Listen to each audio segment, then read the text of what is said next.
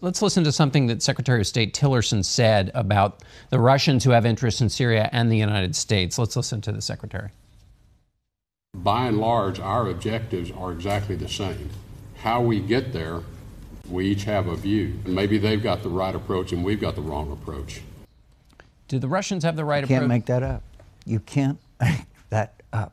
These are the same people that use precision-guided weapons to strike hospitals in Aleppo where sick and wounded people are.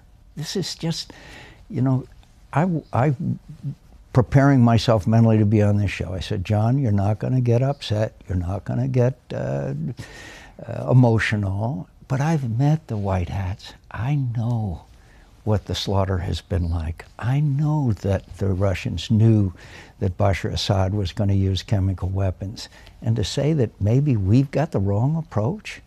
Look, I agonized over voting for or against Tillerson for Secretary of State. Not that I didn't admire his success and all the great things he's done, but the things that he'd said in the past. He has divorced a fundamental of American democracy. The reason why we are the shining city on the hill, as Ronald Reagan used to say, is because they look up to us because of our principles and our beliefs and our advocacy of freedom, for freedom.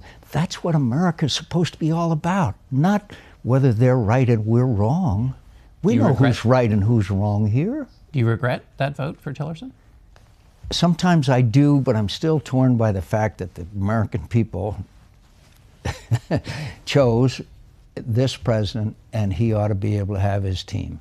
When Barack Obama won in 2008 and 2009, I voted for his team because I think that the American people wanted him to have his team.